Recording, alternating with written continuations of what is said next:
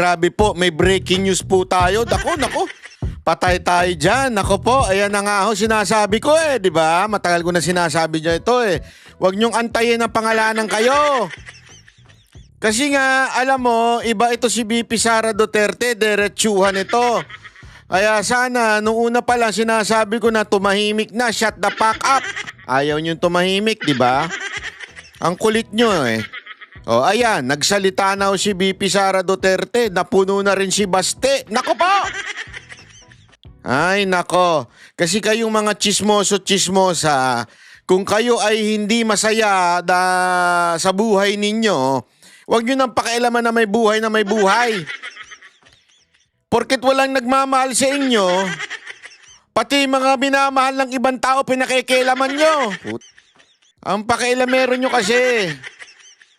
Alam mo, ang mga taong nangingialam ng buhay na may buhay, ang tawag dyan, alam nyo ko ano? Ha? Gusto nyo real talk? Insecure.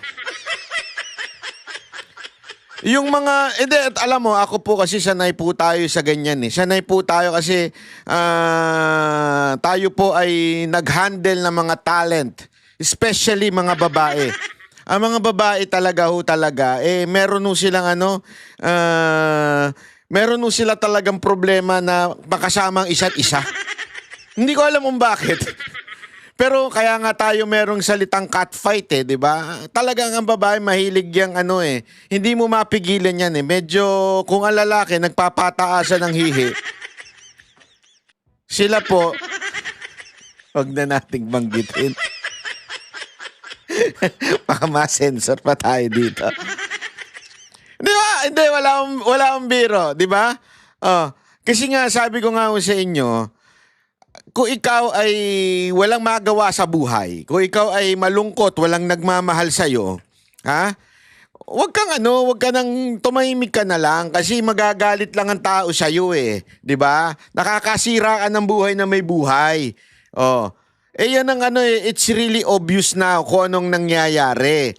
At eto mga kababayan, baka sabihin kasi nung iba dyan, Banat Bay, akala ko ba focus na tayo, di na natin pag-uusapan yan, yung mga chismis na yan.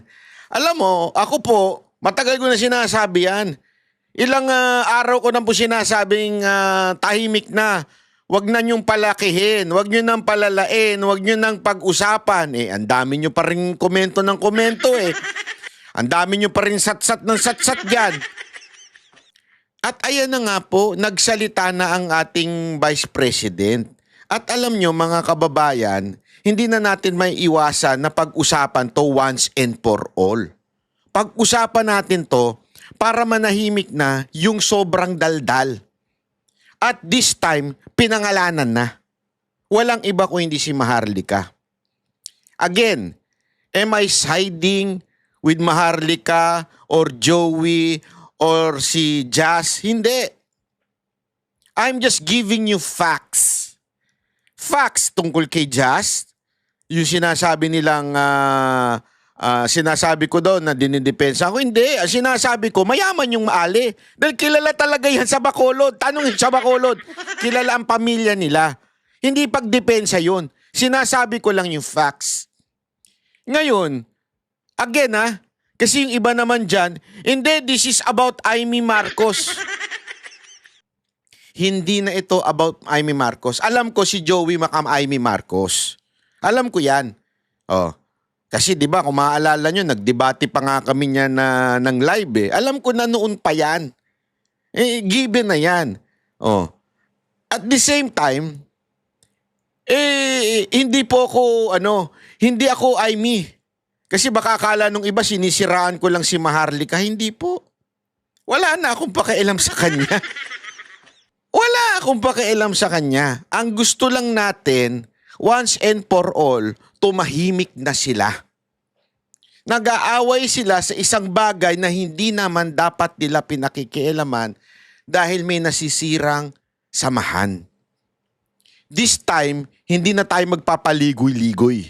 Dediretsuhin na po natin. Dahil naman, dinediretso naman na ni VP Sara Duterte at ni Baste. This time, hindi na po sila nagtago ng kung ano-ano.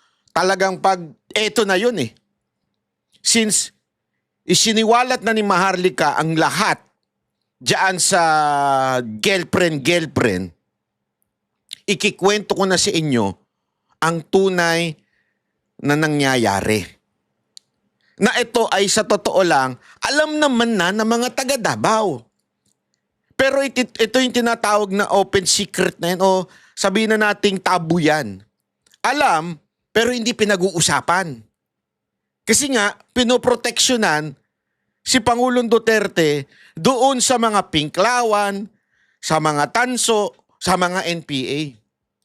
Pero dahil sa ginawa ni Maharlika, pinagpepiestahan tuloy ng mga pinklawan, ng mga NPA, ng mga tanso, itong mga vlogger na ito.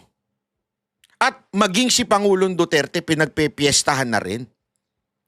Kaya nga, nagsalita na yung dalawang anak. Actually, 3 pala silang nagsalita na. At ititimbang ko sa inyo at sasabihin ko sa inyo kung anong nangyayari sa aking opinyon. Ulitin ko ha, wala po akong gustong siraan, wala po akong pinapanigan, wala po. Ang akin lang, tumahimik na kayo dahil tinamaan na ang anak ni Pangulong Duterte. Kaya nga nagsalita na sila. Tumahimik na kayo. Ito, idediretso ko na sa inyo para yung mga naniniwala pa sa mga maiingay, hindi na kayo gumatong at tumahimik na. Okay? Ipapakita po natin na una sa lahat, ipapakita natin kung ano ba talaga ang tunay na nangyayari. Itong mga nakaraan, ang daming sinasabi ni Maharlika tungkol dito sa tinatawag niyang Alpotera. Na alam naman po natin na, I think, ewan ko kung pinangalanan niya, pero alam naman ng lahat kung sino yung tinutukoy, yung po si Jazz. Yung pong mistisang maganda na laging kasama ni Pangulong Duterte. Sabi ko nga sa inyo, wala ako itatago dito ha. Ikikwento ko sa inyo.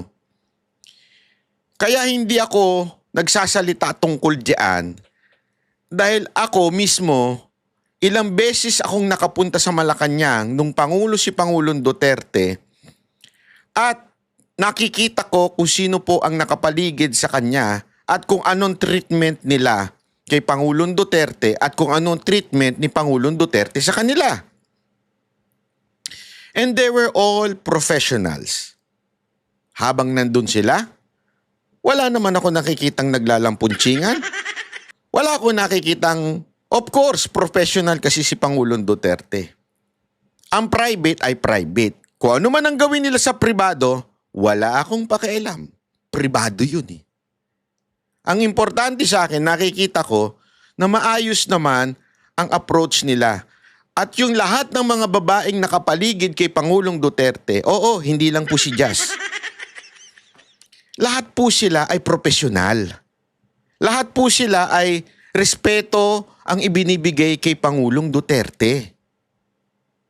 Alam nyo, sabi ko nga sa inyo, nakakausap ko po sila noon. Madalas ko po silang nakakausap noon.